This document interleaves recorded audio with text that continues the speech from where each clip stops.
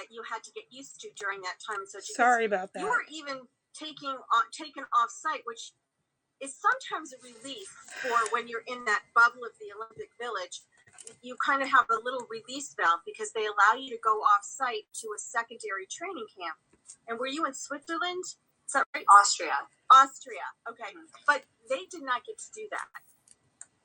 They were in Beijing the entire time. So how does that work for or against you?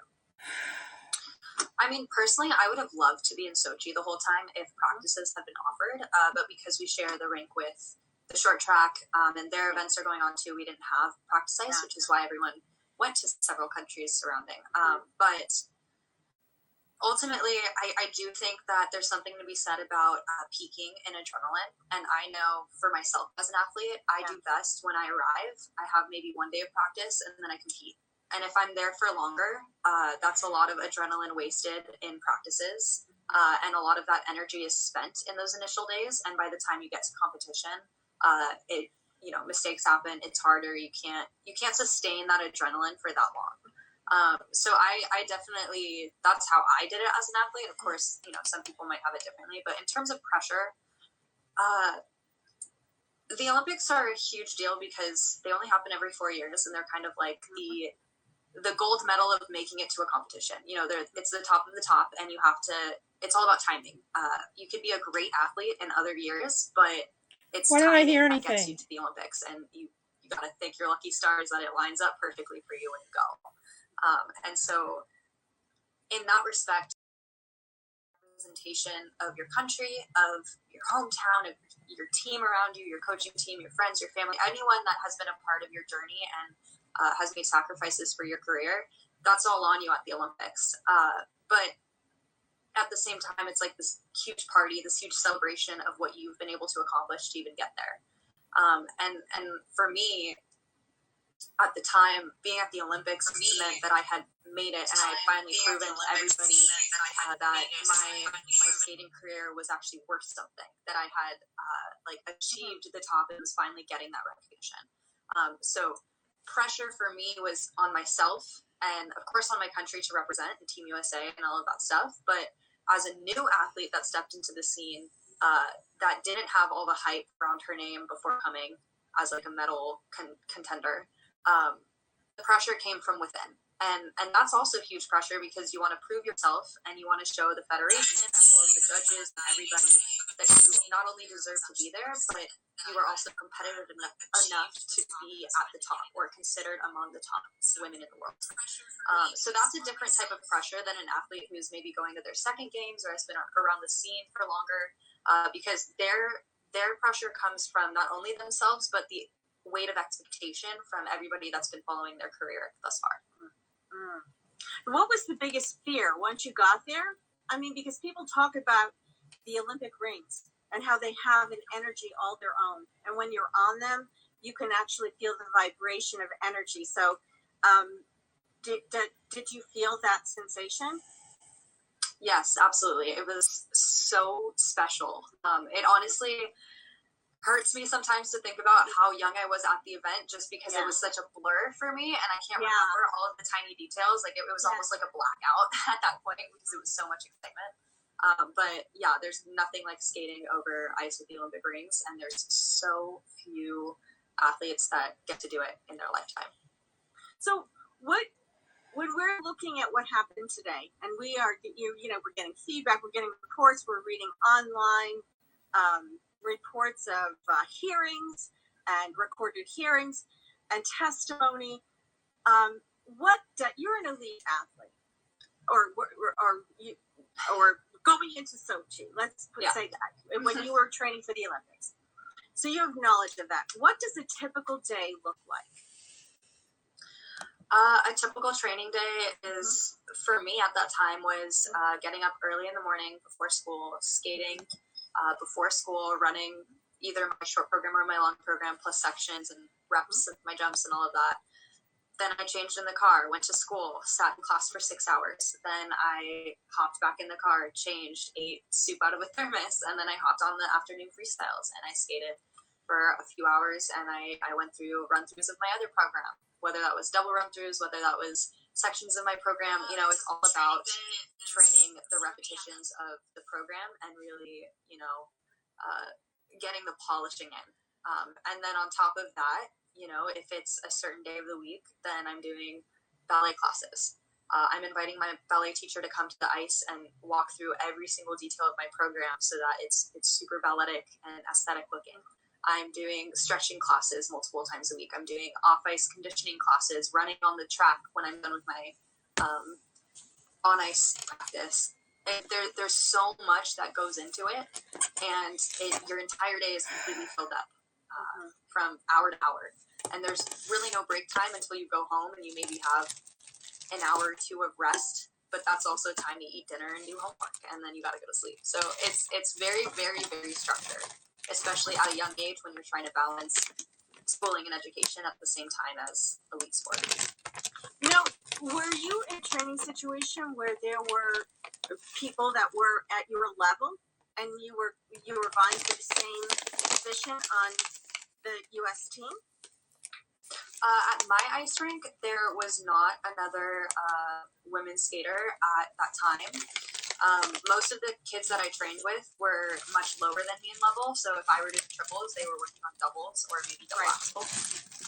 But at the same time, you know, these kids are working just as hard as I am, but at a different level, and so that effort was very equal. And I personally liked being by myself because I didn't want to feel adrenaline or competition in practice. I wanted to be very, very comfortable, and I wanted people to only see me during competition. I didn't want all the gossip and all of the, you know, different hype coming out about my training or my practices. That's just not me as a skater. I don't feel like I thrive off that energy. I thrive off of showing up and showing out and then disappearing again.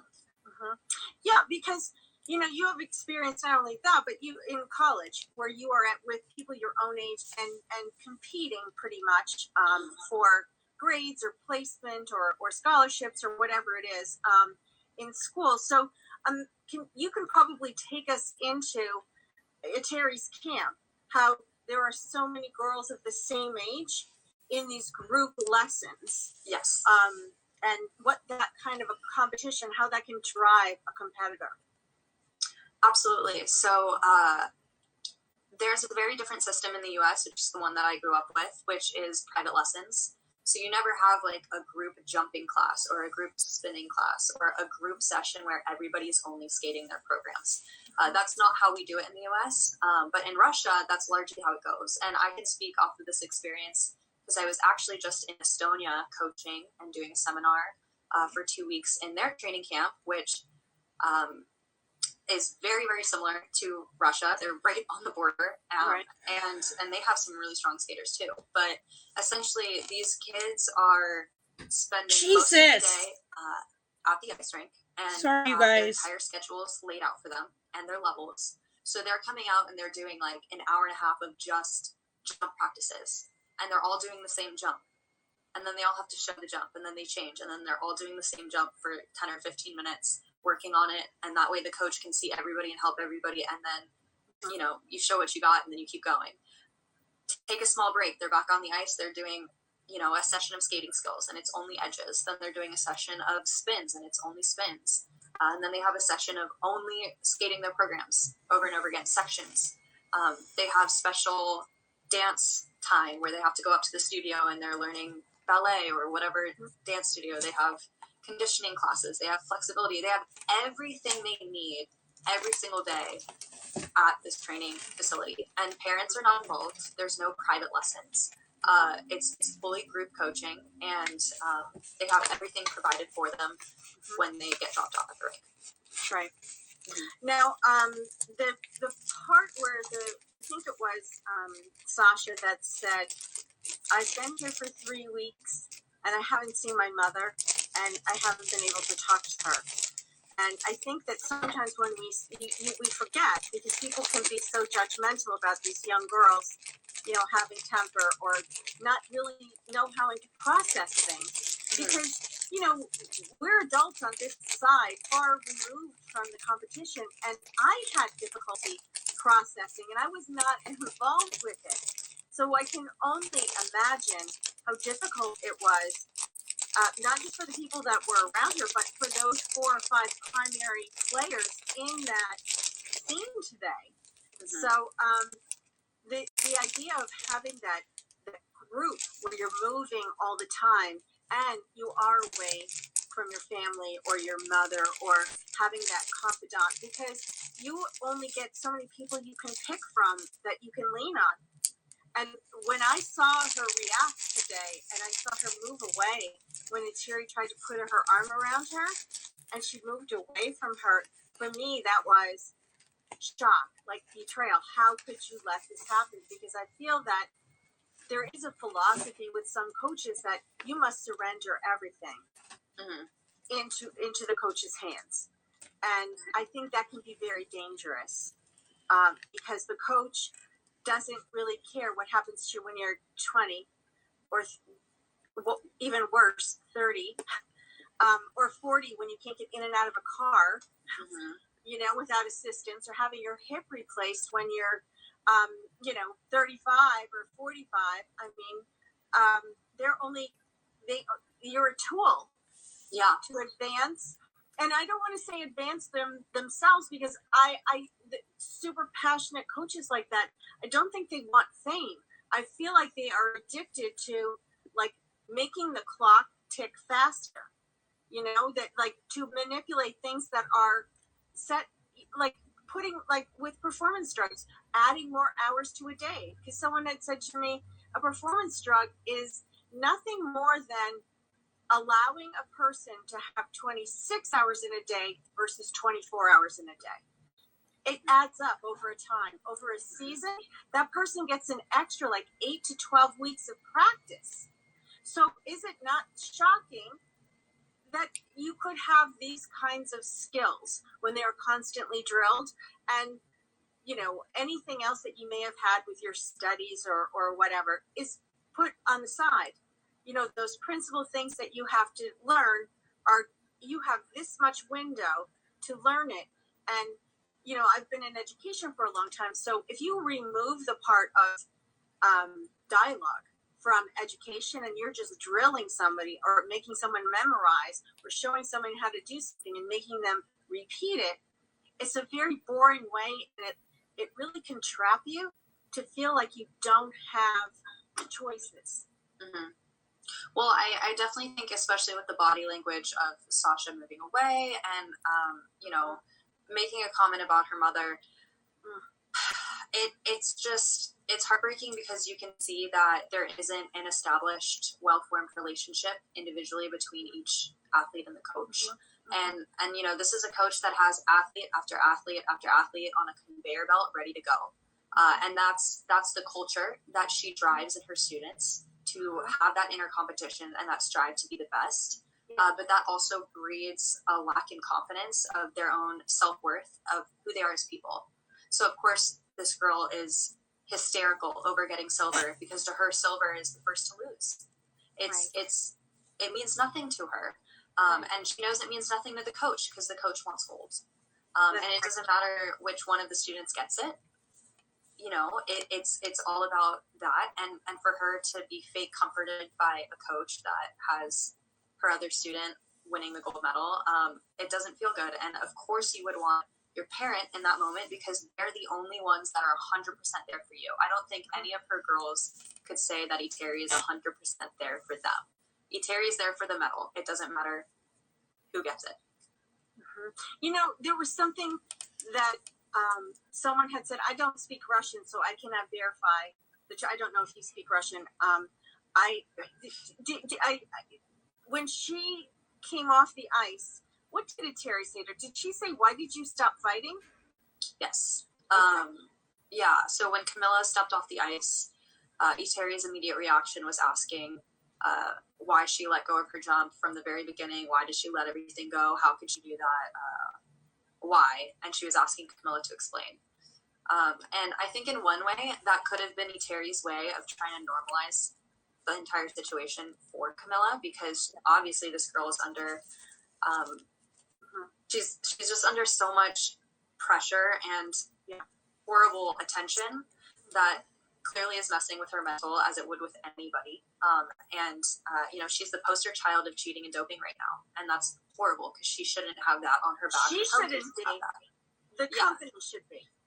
Right. And so you can see the lack of protection this Mhm. entire time, and that was just cemented today when she stepped off the ice, and there was no comfort for this fallen athlete. There was nothing of that sort. There was just, how could you do that? What did you do? Why did you make these mistakes? As if the mental is just something that is supposed to be always 100% there. I think that just was really telling of the relationship Right. that this coach has with her students, and the emotional abuse that she's inflicting on them as well. For me, I had mentioned last night to Megan Duhamel was on, and I had mentioned to her that just as a woman, and I don't know if you could agree with this, but you see niche like legends, Valentin Nikolaev, Nishin, Raphael, Frank Carroll, Brian Orser. You see, like, they're all men. Mm-hmm. And when I was so thrilled to see a woman suddenly have all of these treatments, because I thought, wow, she probably is doing some kind of 360 operation, like filling in that gap, making it, showing compassion and empathy, perhaps, adding that special thing that maybe only a woman could give. And maybe women will finally be recognized as the greatest of something, in this sport, because it seems like women are, they're not even at the top for judging. They are judges, but it seems like the rule changes and everything else are coming from a group of men that make these decisions. And I was really proud to feel like, she has a bunch of men around her, like her lieutenants, and she was commanding the ship. And I couldn't believe that, like, my ear wasn't pressed to really find out the details of it. I was just listening to the hype on television. But I did 1 or 2 years where they started, like, disappearing. And I think it was after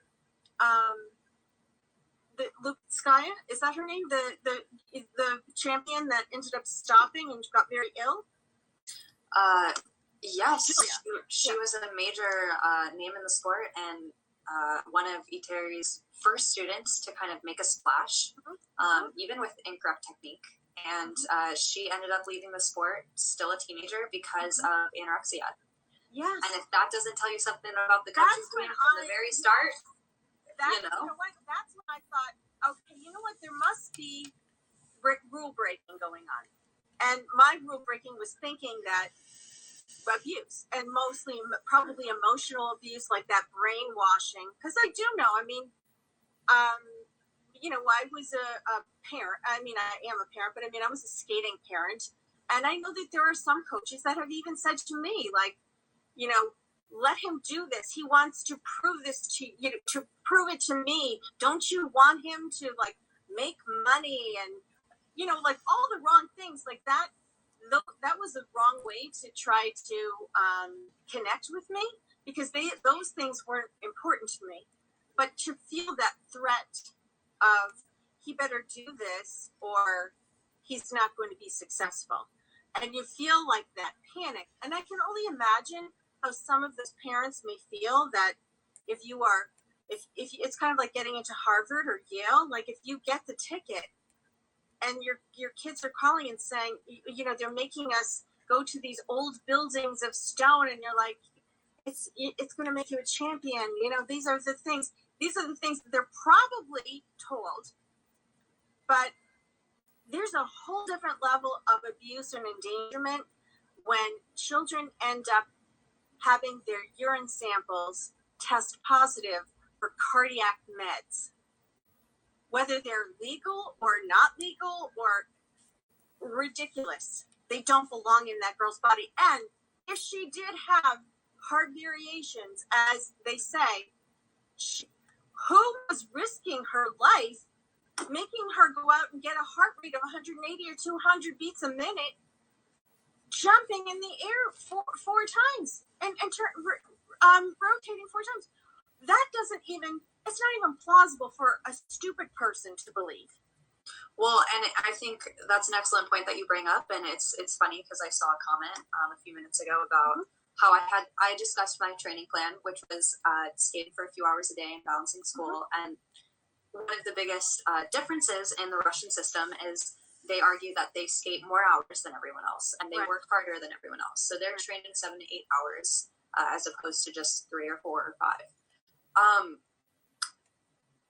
There is a certain amount that the natural human body is capable of doing without burning out, especially if you're training that many hours from a very young age. It's just not naturally feasible, and it never has been. And the fact that people are trying to normalize this type of behavior, and I don't think that this happens across boards everywhere in Russia. It is not just about Russia. This is about this coaching team that brags about how much they train their athletes and they make their athletes skate. And they've also bragged about how little their athletes eat.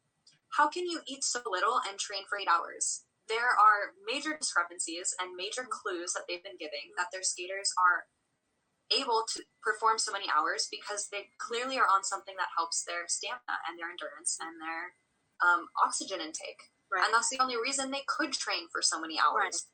Right. And not and injuries, like, you know, if you were to train that much and do that hard of elements constantly, injuries have been happening, and they would be happening even more publicly in their skaters. And you can see that today with Camilla's free skate.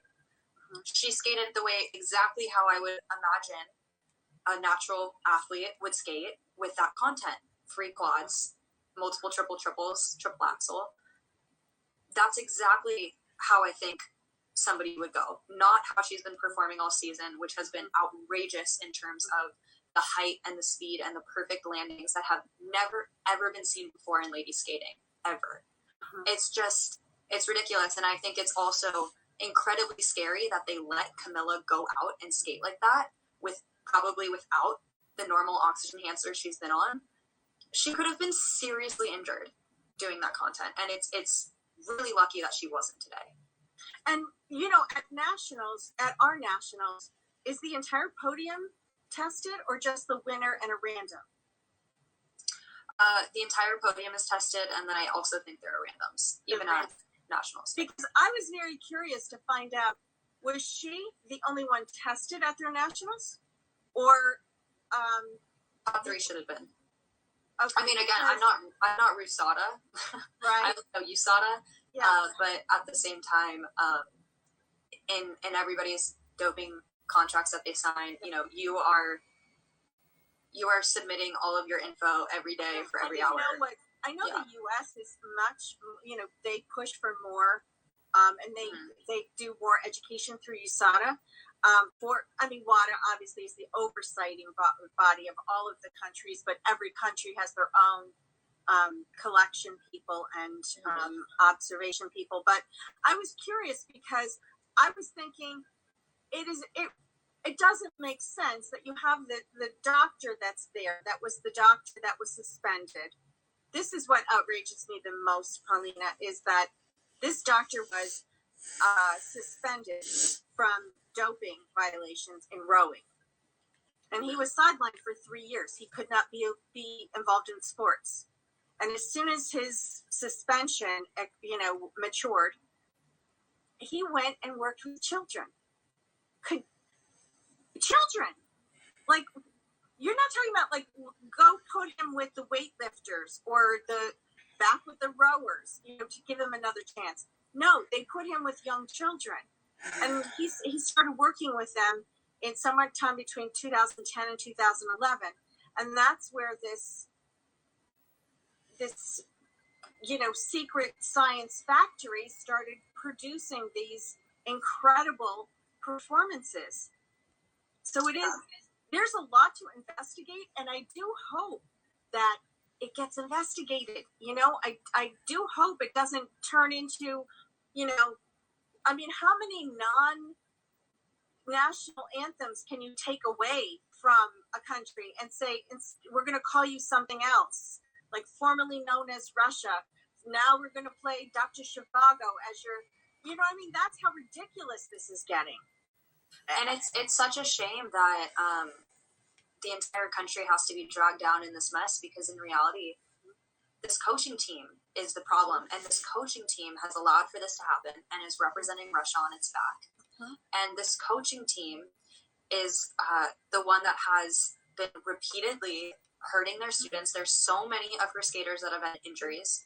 There's so many skaters of hers that have retired in their teenage years from major injury or eating disorders, etc.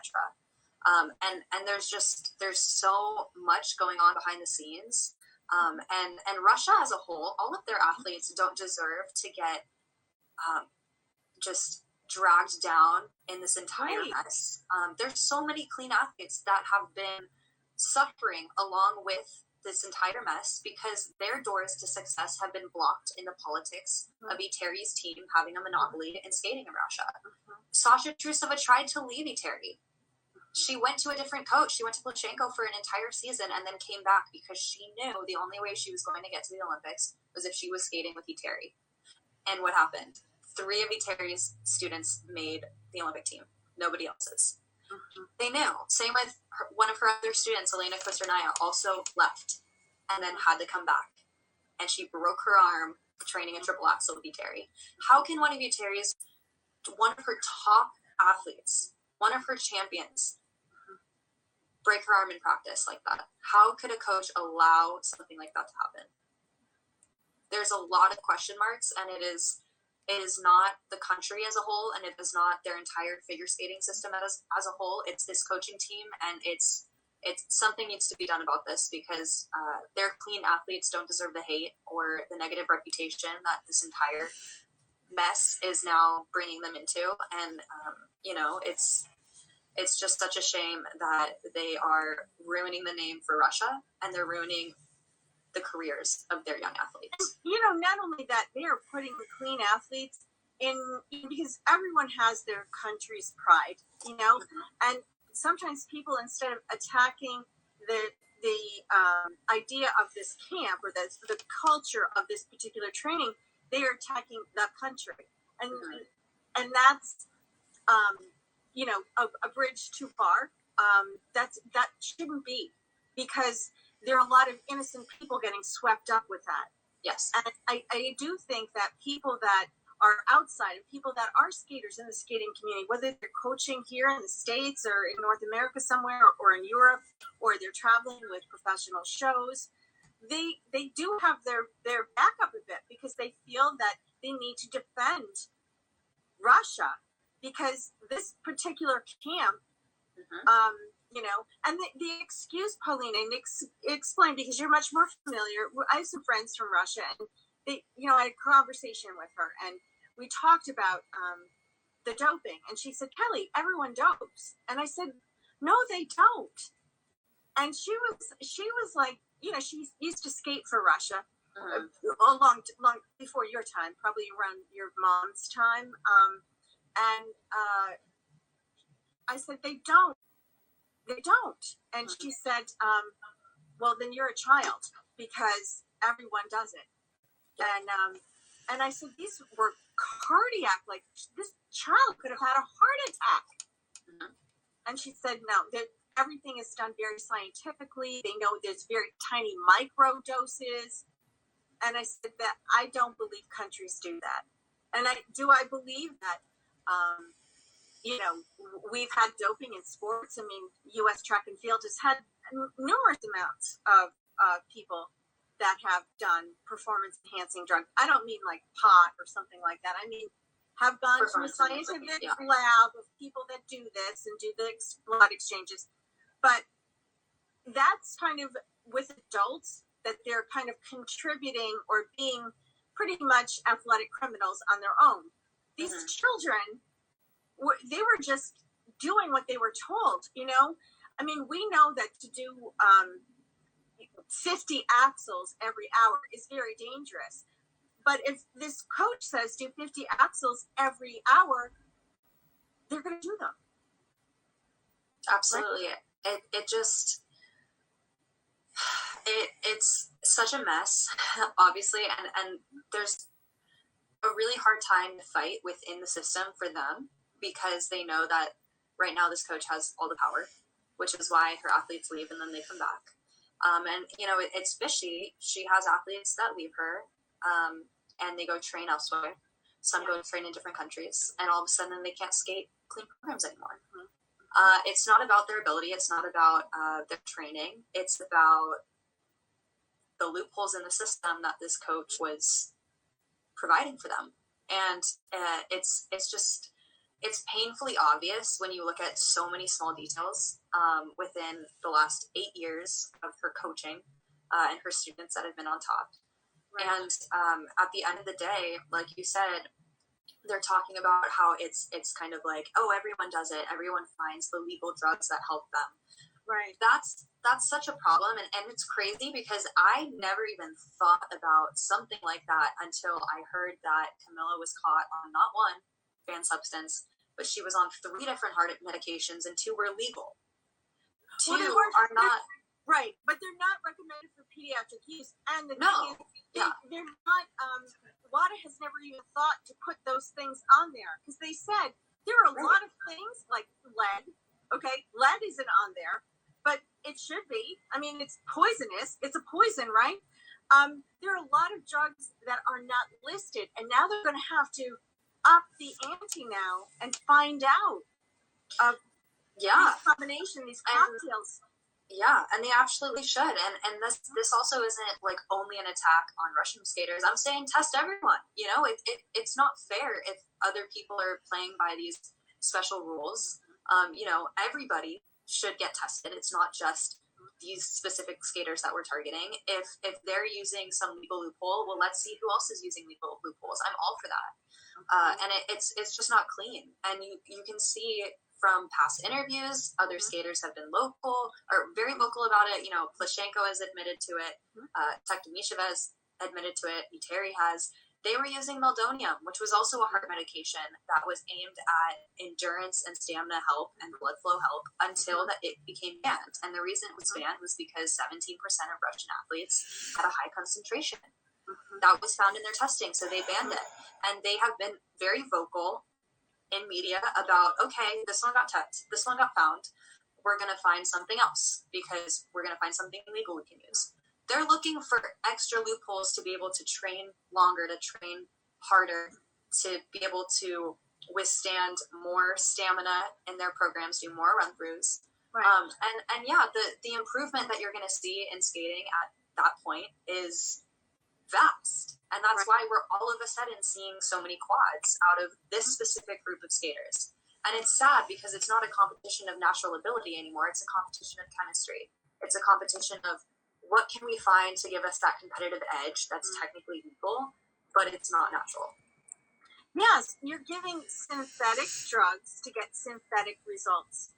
So I feel like, there are a lot of people that they just had the Baseball Hall of Fame, and there were people that had amazing records that were not allowed to, they were not voted in because they had, issues with performance drugs, and that they're not giving them the benefit of the doubt. And the thing that bothers me is this is beyond somebody this isn't Lance Armstrong.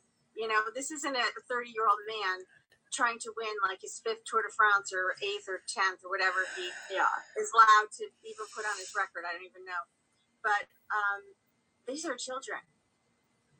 So somebody concocted this idea, created a formula, and who are they testing it on? Like, yourself that when you were younger, you could only take one Motrin. And then you got to be a certain age, and then, if you bumped your knee or whatever, then you could take 2 Motrin, and the dosage of your cold medicine, like that's years of study at the FEA, right? Mm-hmm.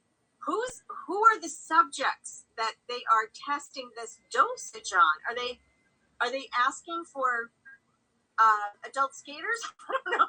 I mean, like, do you start, with old people and work your way down to babies?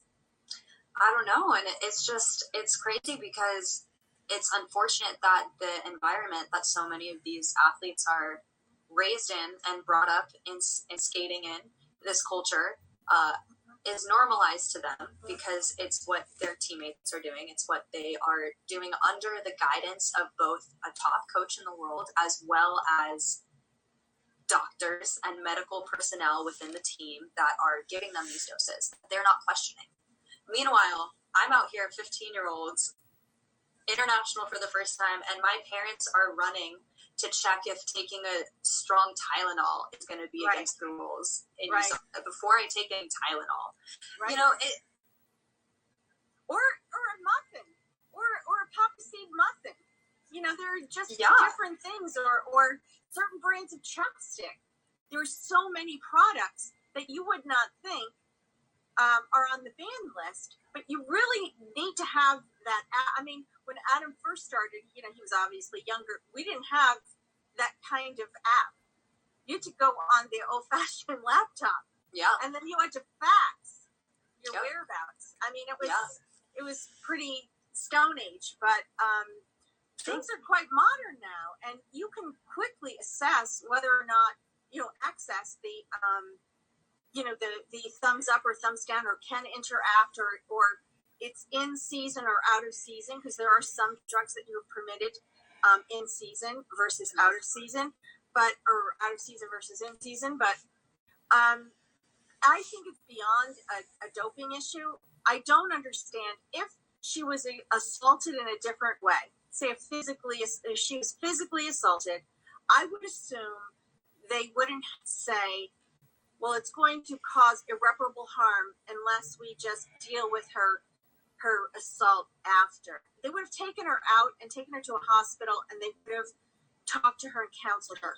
But because this was a violation that didn't seem to cause what we can at least ascertain at this point, obvious physical harm, I don't know this panel of 3 people that somehow thought that she needed to doing the right thing. Like, she has a foreign substance, however she got it in her body, or if it was accidentally or intentionally, it's there. It is. And I think, there's 2 things to that. The first being, there is a illegal heart medication banned substance in a 15-year-old. That is... Yeah. It's so dangerous. So dangerous. And that's to talk about the suspension part of it and the punishment, yes, you know what? She can argue all day long that she has no idea how it got in her system. Her coach can say that. She can, be really upset and say, like, oh, I was sabotaged, this or that. And it doesn't matter at the end of the day. She failed a drug test. She has a banned substance in her system. It doesn't matter how it got there. And if they want to give her some type of leniency in terms of her age being a protected person, they don't have to ban her. They don't have to give her a 10-year suspension like another young skater they recently gave a 10-year suspension to. They can give her a few months suspension. They can give her a half year, a year suspension. But they needed to do it immediately. And that was the precedent they should have set at the very start that they didn't. And allowing her to compete under investigation not only looks horrible for the Olympic movement and for figure skating, and not only did it hurt everybody involved in the process, but it completely traumatized her Olympic experience further, because she was under the scrutiny of the media for the entire week, of all the other athletes, of all the other coaches that are speaking out against her. And you know what? She didn't skate well. She had a horrible experience at the Olympics, and that is every athlete's dream moment, and it was completely tarnished for her. So she was, again, abused in the process of even allowing her to still be present after testing positive. Yeah, and I think that just the idea that this drug was found in her system, everything should shut down. She should be removed from the camp, because whether or not she's taking it from someone, she has no idea what the interaction is. She has no idea how this drug will help her or not. So whether somebody's saying, here, take this pill, it's going to make you feel better, I don't believe that she comprehends the levity of the situation. It's there, and she's in a woman's sport, so she needs to be suspended or whatever. But she needed to be removed because there was something in her body that an adult put there that had no business being there. Yeah. And whether Itiri was not looking that way, or she like said, just this is what I want, just I'm going to just you be self-directed and do it. It's under her watch. And that's what it comes back to in the beginning when I tell you I was like a gut punch to have the alleged successful woman find out to be a fraud, because her disingenuous success, her ability to not be honest or to run this camp where children get hurt, hurts all of us. It hurts every woman that is a business owner that wants to be believable, because this hysterical, dishonest, clever woman decided to break the rules. And and I don't. What do you think it would happen if it was an old coach, like an old man?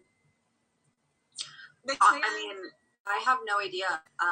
To be honest, I think at the end of the day, there's always going to be people who crave power and they do the wrong thing, even when they should be right. And it doesn't even necessarily matter gender all the time. It just there's going to be bad apples, and I see a lot of people asking, how do we fix this? We can complain all day long about what was right and wrong about the situation, but what do we do moving forward?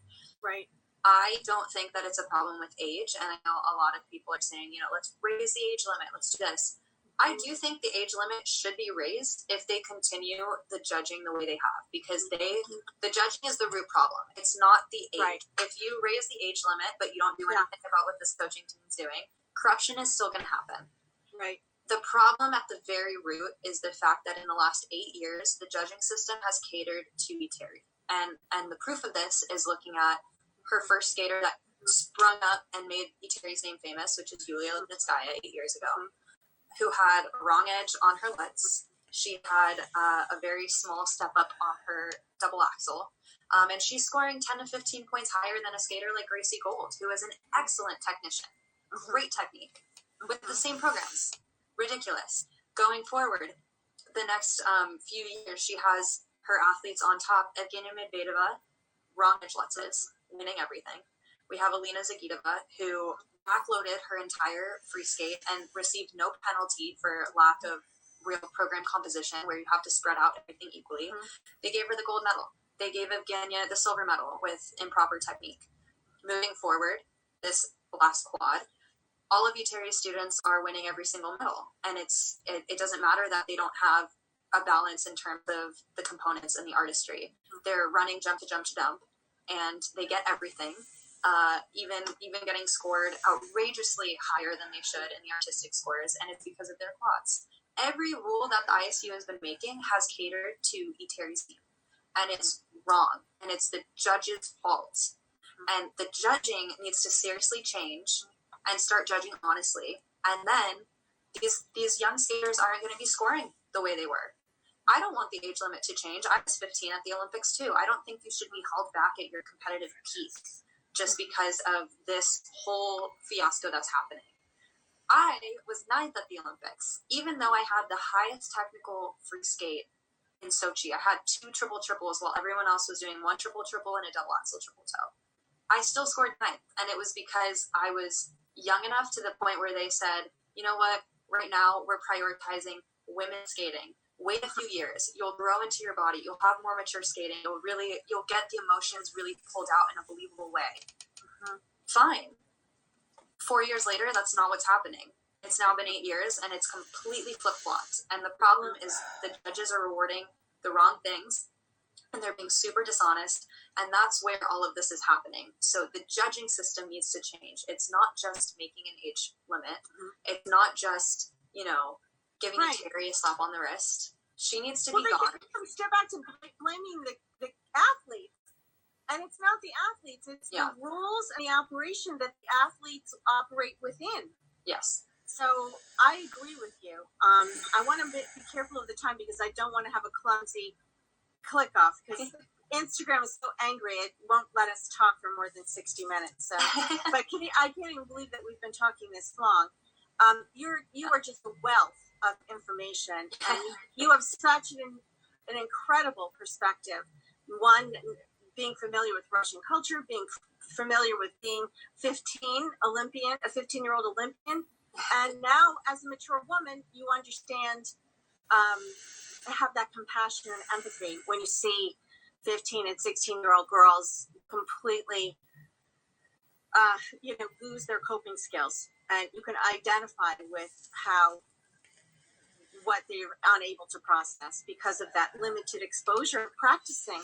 They're told that this is how you feel. When you're told how you're going to feel and you don't feel that way, your head explodes, right? So it's no surprise for us when we see this. So I hope we get to talk again because I think there's a lot more to say. And I just want to thank you so much. Thank you. Thanks for having me, Kelly. It's been very nice talking to you. Do you have anything coming up or anything you want to say before you leave? Other than I will be doing a full women's event from the Olympics post-show analysis with Sean Rabbit tomorrow night. So I know I posted on my story here tonight, but we're doing it tomorrow. And we're going to break down all the performances and just give a lot of technical talk and opinions on who we liked the best, as well as exactly what they laid down on the ice, because there were definitely a lot of discrepancies in the scoring. Well, that I'm going to be there because I want to see it. I want to learn more, so I appreciate it. You're a great teacher. Not that I'm recruiting you to be a teacher, but you are a good teacher. So thank you so much, Paulina. Of course. Okay. So next time. Bye. Bye.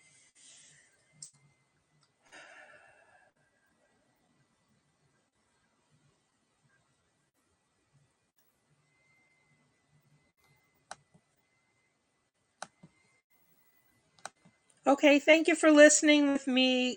Good evening, anonymous Facebook user who's probably Bridget.